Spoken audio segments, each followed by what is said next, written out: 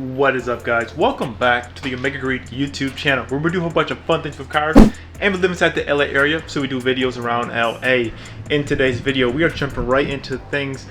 I want to say first and foremost, so I know I have not been uploading literally like this past week. I want to say, so the last video I did was kind of like a recap of all the things that we did. We had someone in town, so we were just kind of like hanging out. Didn't really like vlog that much. I did do some filming, showed off kind of the top things that we did over the weekend or over the week.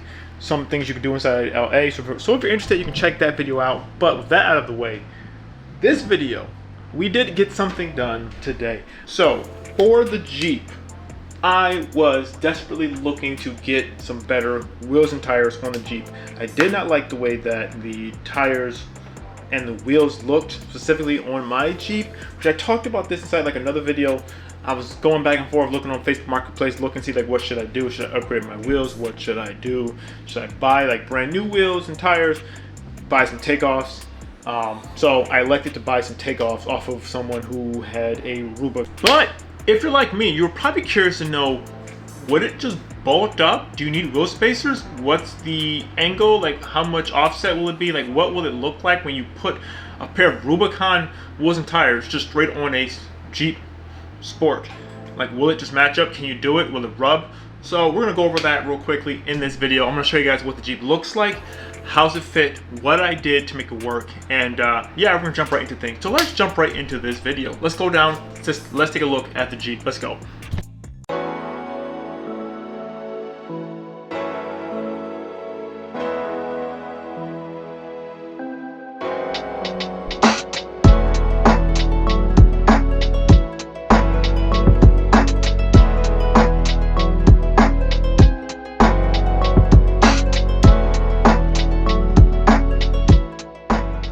Alright guys, so jumping into things, the Jeep, what I did, which I do have clips of more of the stuff kind of individually, which I'm going to put in this video to show you guys like the process of what I did. So essentially what I did in a nutshell was I bought these wheels and tires off of Facebook Marketplace. I think it was like $700. I was also able to get the Rubicon rock slider off the guy too. He had that. He also had a bumper for me too, but the bumper, it was for if I had the proximity sensors, and I didn't have that on my Jeep. And also, like, I didn't really want that bumper. It was like a nice steel bumper. I didn't really want it, so I was able to buy like a couple takeoff pieces off of the one guy, which was really cool.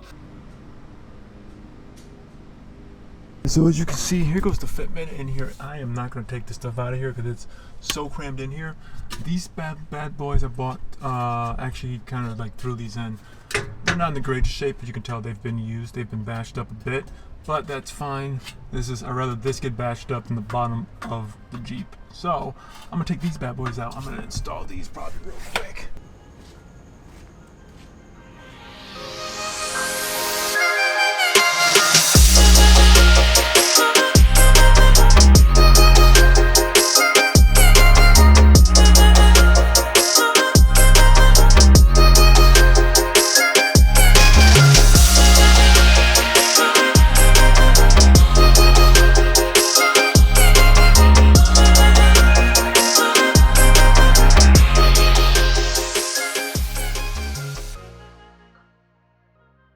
So yeah, wheels and tires, these wheels, like, they're not in the best shape. They have been used, but I'm totally fine with that because I wanted something that I'm going to be using for off-roading. And like the dude, he did off-roading, so like they're a little bit scratched. They're not like completely beat, but they are scratched up in certain spots. He was saying like, yeah, they go off roading like a lot. He showed me like his Jeep that he has now, it was like pretty much done up.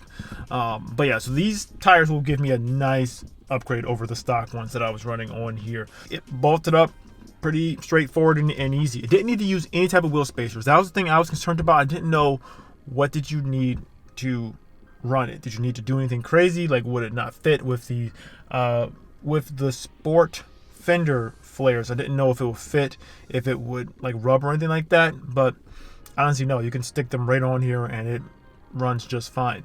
Like I did in the past, which if I can, I'll put a clip in or picture in of my old Jeep, which I had my JK. My JK, I put a pair of 33s on there, and I did need to run a pair of wheel spacers with that.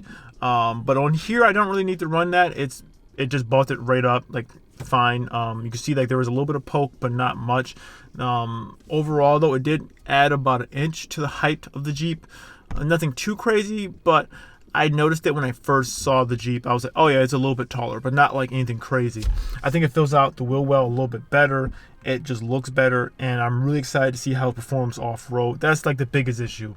On-road, so far, it seems to be fine. It's slightly more airy, I will say, but it still feels like a Jeep. With the stock wheels and tires, it was, those were just highway tires that were on here all seasons. These are a little bit more beefier, so it's a little bit more airier, but it's not bad. It still feels the same driving characteristics that you have with the stock wheels and tires. It feels pretty much the same. I will say though, with the tire print, the tire pressure sensors, they're not fully working with my Jeep.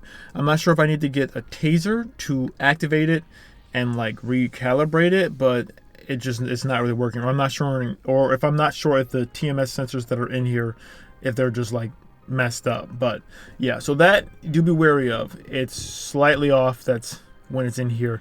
At first it was reading it correctly, now it's not.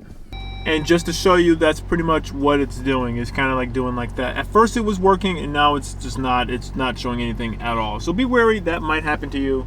I'm not that concerned. But overall though, seems to be working fine. I've had it on now for a couple of days. We went to go pick it up with our friend. But yeah, guys. So overall though, it's pretty much a bolt-on situation. You can do it. And I'm excited to go take it off-roading. I'm going to be doing more testing as well to see what it's done to the fuel consumption and like what that has done to it. At least so far, what I can tell, it may have thrown off the speedometer maybe by like a mile or two. Nothing too crazy. I know when I went with the 33s on my JK, it was off. Depending on how fast you were going, sometimes it would be like 4 to 5 miles per hour. It would throw it off. So maybe like 5% it would throw it off. So just depending on how fast you're going.